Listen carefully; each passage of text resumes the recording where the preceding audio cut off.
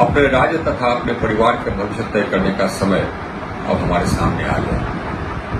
आपका मत तय करेगा कि बिहार का और हम लोगों के बाल बच्चों का भविष्य कैसा है।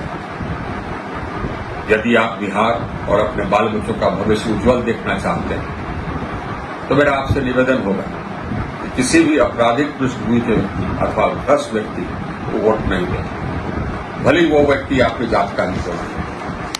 यदि आपके सामने जितने भी उम्मीदवार हैं वो सभी भ्रष्ट और क्रिमिनल प्रकृति के या क्रिमिनल पृष्ठभूमि के हैं तो बेहतर होगा कि अपना मत आप नोटा को दें। ऐसे व्यक्ति को वोट देने से बेहतर यही होगा। यदि आप आपराधिक पृष्ठभूमि के अथवा भ्रष्ट व्यक्ति को अपना वोट देंगे तो बिहार से कभी भी अपराध और भ्रष्टाचार का खात्मा नहीं होगा।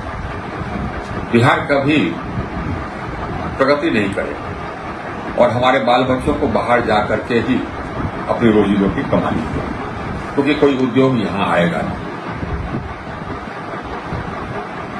भ्रष्ट और आपराधिक पृष्ठभूमि वाले कुछ कैंडिडेट्स का उदाहरण हमारे सामने जो आया वो मैं आपके सामने रख रहा हूं। एक है मुकामा से एनडीए के प्रत्याशी अनंत सिंह। इन पर हत्या, नरसंहार और अपहरण के कई आरोप, गंभीर आरोप लगे। इन आरोपों के लिए जेल में भी रहे। 1985 में मैं पटना का जिलाधिकारी था तो उस समय ये इनके बड़े भाई दिलीप सिंह, विवेका सिंह, इनके भाई ये लोग अनुमंडल मुख्यालय में उपद्रव कर रहे थे तो मैं वहां पहुंच करके इनको खदेड़ा। मुकामा से ही आरजेडी के प्रत्याशी हैं सूरजभान सिंह की तरफ। मैं गृह सचिव बिहार था, उस समय सूरजभान सिंह बिहार के नंबर 1 डॉन जाने जाते थे। 2-3 राज्यों में इन पर हत्या इत्यादि के नरसंहार, अपहरण इत्यादि के मुकदमे रहे। मैं जब गृह सचिव था तो उस समय मैंने नालंदा के एसपी को कहा था किसी भी परिस्थिति में इसको गिरफ्तार करना है और ये इसको गिरफ्तार करने में हम लोग सफल हैं। ये स्वतः चुनाव नहीं लड़ सकते हैं मुकदमों के कारण, आपराधिक मुकदमों के कारण, तो अपनी पत्नी को गिरफ्तार किया। नवादा से एनडीए के प्रत्याशी, आपको आश्चर्य होगा, राजवल्लभ यादव की पत्नी। राजवल्लभ यादव बलात्कार के पॉक्सो एक्ट के अंतर्गत आरोपी है। ये खुद चुनाव नहीं लड़ सकते हैं तो अपनी पत्नी विवाह जरूर करा। विडंबना तो यह है कि गया में एक प्रधानमंत्री के सभा के दौरान कुछ व्यक्ति, पार्टी के कुछ लोग इनके पत्नी को मंच पर ले जाकर के उनका माल्यार्पण प्रधानमंत्री से कराया। ये शर्म की बात थी। रघुनाथपुर से आरजेडी के प्रत्याशी हैं शहाबुद्दीन के बेटे ओसामा। शहाबुद्दीन एक दुर्दांत अपराधी थे, वो पूरा बिहार जानता था। इन पर हत्या के कई आरोप थे। उन्हीं के सुपुत्र है ओसामा। तारापुर से एनडीए के प्रत्याशी हैं सम्राट चौधरी।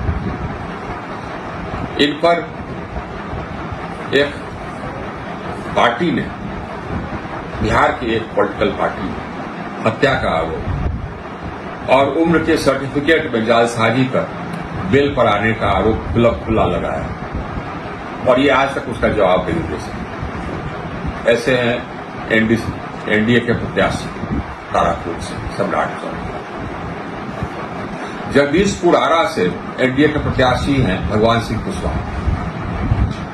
ये इचरी में 7 व्यक्तियों के नरसंहार के आरोपी रहे